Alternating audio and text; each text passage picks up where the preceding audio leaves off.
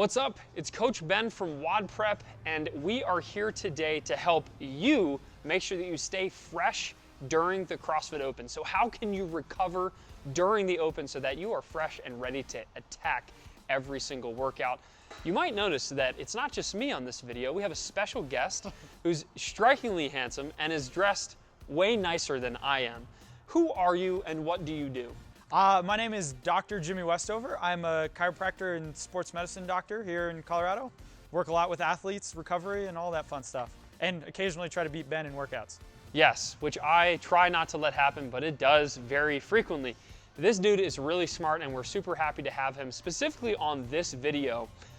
Before we get into the nitty-gritty on how you can stay fresh during the CrossFit Open, I just want to let you know that if you are a CrossFit Masters athlete specifically, I have something really cool to share with you at the end of this video that's going to help you get your exact or get your best score possible and get exact strategies to help you attack every CrossFit Open workout this year and ultimately get your best score. So wait to the end of the video and I'll share the details about that. So first things first, let's talk about how to make sure we're fresh during the Open, and we're going to start with the most obvious one, and one that I have lots of personal experience with, and I'm sure a lot of you do as well.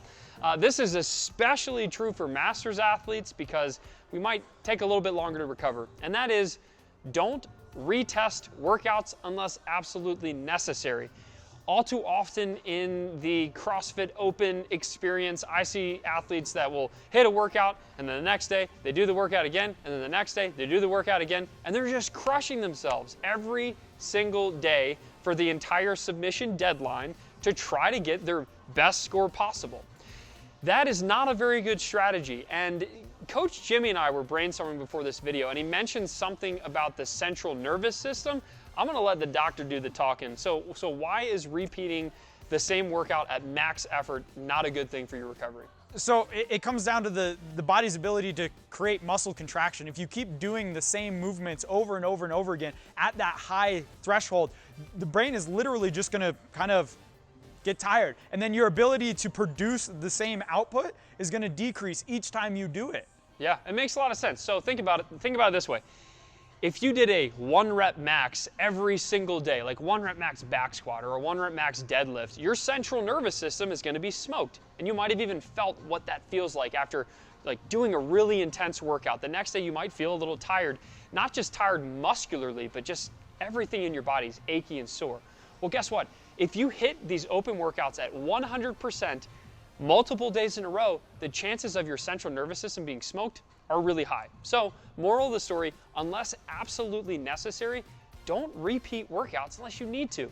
If you're someone who's trying to make that top 200, if you're someone who's like in the Masters division, if you're someone who's trying to squeeze into this certain percentile that's really within your goal, then that's fine. If you're a games-bound competitor, you probably shouldn't need to repeat a lot of workouts.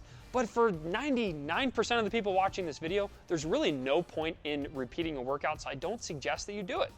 Well, and kind of like Ben said too, if you're a Masters athlete or if you're new to the Open and haven't done a lot of competition, your central nervous system isn't primed to do repetitive high intensity exercise like that. So going at your max effort, if you've been training for a while, that's great, but not being in that competition setting can play a big role. So if you're new to the Open or you're a little bit of an older athlete, the central nervous system fatigue plays a big role. Yeah, it makes a lot of sense. I mean, if you're someone who goes and does an hour-long CrossFit class a few times a week, then all of a sudden going Friday, Saturday, Sunday, Monday 2 times, you don't want to do that, especially at 100% effort. So that's going to lead us to point number 2, which is make sure that you cool down properly. Really, really important that we cool down properly. Let's talk about what people normally do. So Friday night lights, everyone's there. We have maybe like a potluck dinner, or maybe the gym got a little lazy and just ordered a bunch of pizza. I've done it, I've been there before. So you're done the workout, you just crushed it, or you crushed it enough to only have to redo it 4 more times, and you're done, you're wrapping it up. And as soon as you're done, what do? You grab a beer, and then you go through that buffet line and grab a few slices of pizza. Already we're setting ourselves up for maybe a bit of nutritional disaster, which we'll get into later. But what you do is you sit down, and then you watch. And then maybe overnight you're watching TV. The next day you maybe watch some college football or wherever you are in the world. It's an American thing. You're watching sports the next day. You're sitting on the couch. You're not doing anything because you want to, quote unquote, recover for the next workout or for maybe a redo that you're wrongfully doing the next day or the day after. So why is just sitting on your butt a really bad thing for recovery? So especially like immediately post-workout, a lot of CrossFitters, not to point fingers, but they love to finish the workout and then just lay there like a dead fish. Well, guess what? When you just lay there, the body isn't circulating the blood the way that it needs to. When you work out, you create metabolic buildup in your muscles and within your body. You need to move and stay upright for that to circulate. So, right, grabbing food and then immediately sitting down, guess what? All of that's gonna pool, and then you're gonna get up and you're gonna be way sorer than you were the day, than if you stayed up and walked around. Same thing with the next day. If you just kind of plop on the couch and you think you're recovering, you're actually doing more damage to your muscles by not moving them. Here's a perfect analogy. If you've ever done a really tough workout and then hopped on a plane for like a long plane ride, when you get up finally to go to the bathroom on the plane, or if you're like me, you hold it the entire plane ride and you get up 6 hours later and you start walking down the aisle and you can hardly move, but you sat there, you should be recovered, right? Wrong, you weren't moving. Everyone knows what it feels like to sit down and then be really tight. What we don't want to happen is to get really tight and then also have all that blood, all the, what did you say, it's metabolic waste? Yeah, I don't even know what that freaking buildup means, but it sounds awesome. And it sounds like I don't want that just sitting there in my blood. I want my, correct me if I'm wrong, when I move around, the body actually does a good job of kind of filtering out all that nasty stuff in my bloodstream, and it will help me recover. Is that somewhat 100%, accurate? yeah, keeping it the simplest form. The more you move, the more the blood can turn over, the faster you recover in a sense. I like to keep things really simple and at a first grade level that I can understand. So hopefully you're able to understand it. And at some point, maybe I'll let him totally geek out about this stuff. But the moral of the story is, point number 2, make sure that you're effectively cooling down. A couple tips. You can enjoy your food, whatever, but a couple tips that I really want to share is just make sure you get moving. You need to do something immediately after finishing your workout. Maybe what could be something that we suggest? Maybe hopping on something like an Airdyne or an air bike for 10 minutes at a really low intensity? Absolutely. Well, and another thing that a lot of people ask is like, well, how long do I stay on it? Let your heart rate come back down quite a bit. That's the thing that I think a lot of people struggle with. They're like, all right, I'm on it for like 2 minutes, I'm off. If your heart rate's still jacked, guess what? You're not doing yourself any favor. So let yourself come back down to where you can hold a really easy conversation, basically. And yeah, kind of like the conversation we're having now. Awesome, awesome. And I did not just get off of an Airdyne or a bike, but I did work out earlier today. So moral of the story, do something, get your heart rate back down, but keep moving. Don't just sit on the couch, drink beer and eat pizza. That does sound very fun, but that's not the perfect way to recover. So that brings us right into point number 3, which is have a recovery WOD or recovery workout, if you're a normal human being, programmed. So it's one thing to recover immediately after the workout. That's great, and that's point number 2. But point number 3 is specifically about like the next day's training. Oftentimes in CrossFit, we tend to think about 0 and 100, and those are our only 2 speeds. We're either sitting on our butts and doing nothing, or mobilizing on a foam roller, which is a 0, which really doesn't do much, or we're 100% all effort because we're hardcore, we're CrossFitters, and we need to give effort in every single workout. What's missing is that huge gap. That huge gap is where a lot of recovery exists. So what Jimmy's gonna talk about is the importance of the next day's workout. So maybe, again, we'll use Friday Night Lights as an example, since I know a lot of you are probably doing some sort of Friday night or Friday hitting of the open workouts. The very next day, what should people be thinking about in terms of what kind of workout to do? So thinking about the next day, again, kind of like we talked about in step number 2, is kind of getting moving, but working at like a sub threshold. So a lot of people, they think the next day they're like, oh, cool, like, a lot of people by the next day, they don't feel the central nervous system fatigue. So they think, oh, I can still go 100%. I'm ready to go. Like, oh, Saturday, cool, it's a Saturday class. Let's go full speed again. Guess what? You might not be feeling the full effects of Friday night yet. So I strongly suggest if you do it on Friday, on Saturday, do the workout, whatever it is, but think about doing it at like 50%, right? Just to keep moving, keep that heart rate from crazy spiking. Get a nice sweat going, get the heart pumping, but don't push yourself into that, like kind of that dark cave. Yeah, you don't have to go into the pain cave during every workout, correct? Especially on the next day after you went to the pain cave in the open workout. No matter how good you feel, I promise you, you're not doing yourself any benefit by going hard the next day. Yeah, and it's such a good point, because it's really important. This is kind of like a lesson within a lesson, but as CrossFitters, we need to understand that there is that 50 to 75% range that can be really valuable to just move well, move efficiently, but you don't have to black out due to exhaustion. You shouldn't end every single workout, especially the day after the open. You shouldn't be ending a workout on the floor laying in a pool of your own blood and sweat, okay? It's really important. Take it down several notches, get moving, and that's how you're going to execute a great recovery workout. And oh, by the way, us too, mainly this guy, we are going to be releasing a video for you on Saturday, hopefully, Saturday, to help you recover for each CrossFit Open workout. So make sure you come back here, come to YouTube, and make sure you're looking for our follow-up workout. So for 20.1, we will be releasing a strategy guide, hopefully Friday morning really early, and then we're also going to be releasing on Saturday a programmed recovery workout. So Coach Jimmy's going to get into the details of how slowly you should be moving, how deliberately you should be moving, and we're going to program a specific workout that will help you recover from the previous day's CrossFit Open try.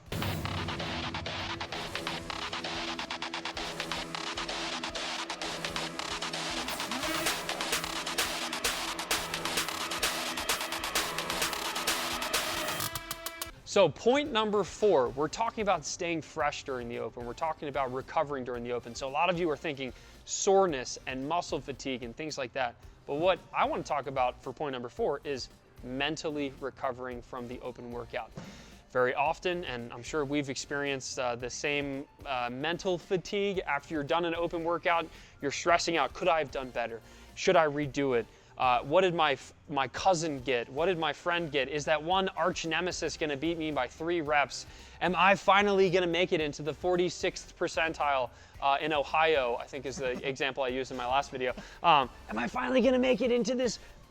All of it is over, okay? When you're done your attempt, the whole goal is to have a strategy, which by the way, we can give you. Make sure you stay to the end of this video and we'll teach you how to get that.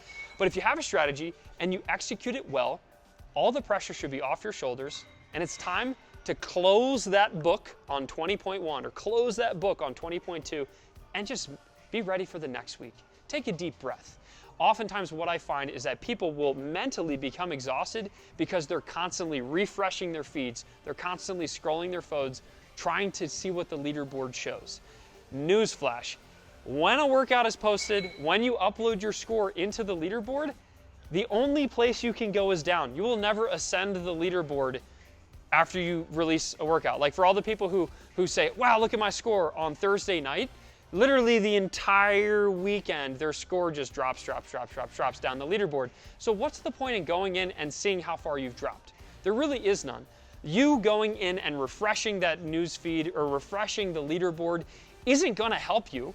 It's not gonna motivate you. It's not gonna make you feel better about yourself. What's going to happen is you're probably going to be like, wow, I should have done better, or wow, I can't believe that person beat me, or you're just going to get into a lot of comparison. And ultimately, the only thing that matters in life, but especially in the CrossFit Open, is doing your best and winning the internal battle. Don't worry about what Jimmy's getting, even though I probably will be, but we're going to work out together.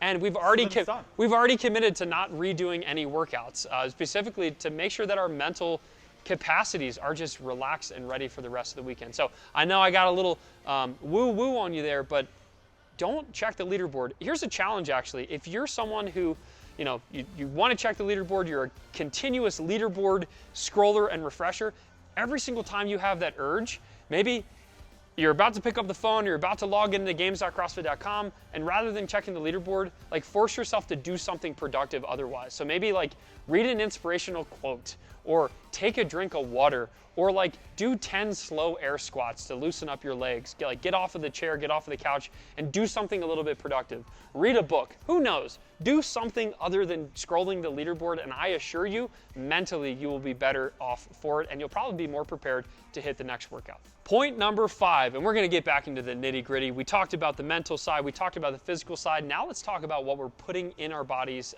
and some recovery tips on the nutrition side and also on the sleep side. So sleep, nutrition, we do it every day. Hopefully we do it every day. Hopefully you're eating every day. Hopefully you're sleeping every day. And if you're not, then that's a major issue. But when it comes to the CrossFit Open, we kind of already laid out a framework. A lot of times people don't necessarily make the best dietary decisions after working out. I'm not here to say that I have the perfect diet, because I definitely don't. But I would challenge you that if you are someone who's really looking to kickstart your recovery, you need to eat like an athlete. If you went to the CrossFit Games and you watch what people had, maybe after day one, it's probably not going to be a giant thing of pizza, unless you're Rich Froning, because I'm pretty sure he did that on day one.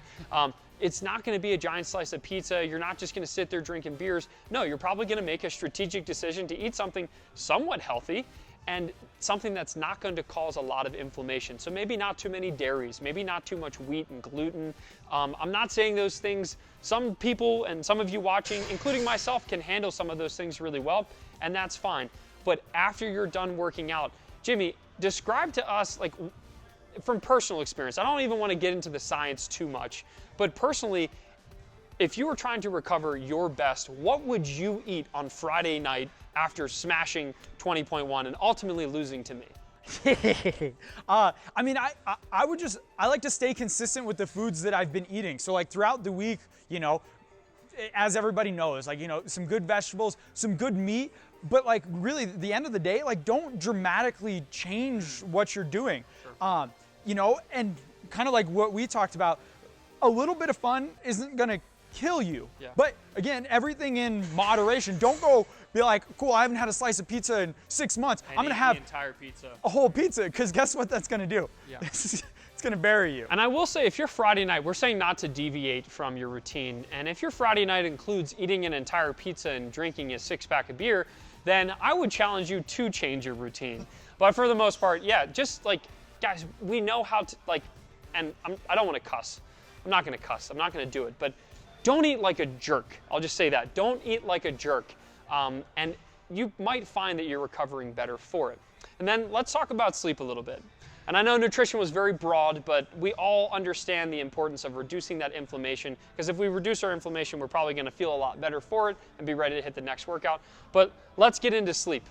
Sleeping adequately, sleeping well will help reduce that inflammation. It's going to help our body repair and recover itself.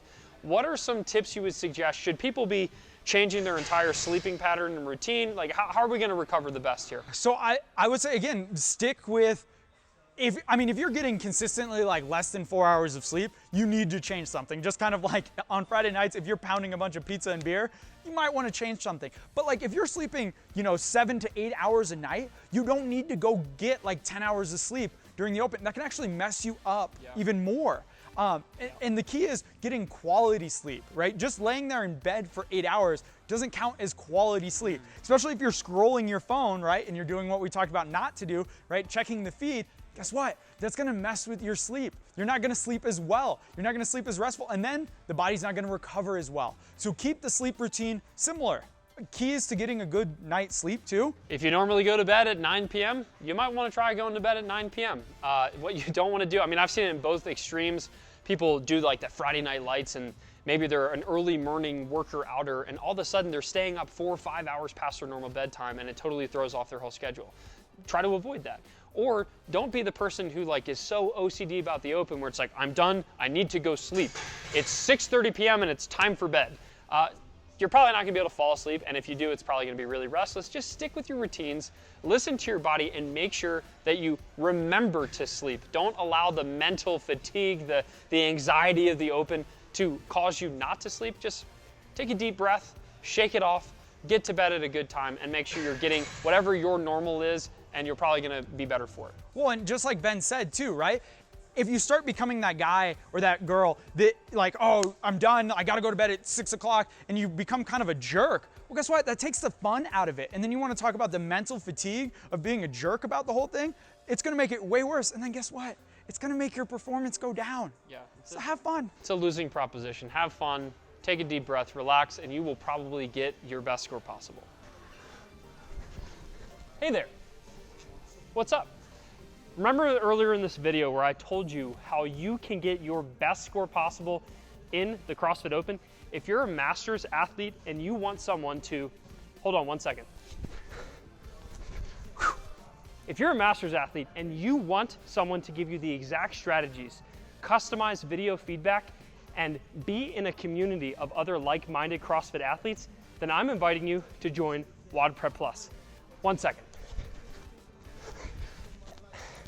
As a part of WODprep Plus, you'll get direct access to the WODprep coaching team, and for a limited time only, you can join at a huge discount. So click the link in the description, and you can also, 1 second,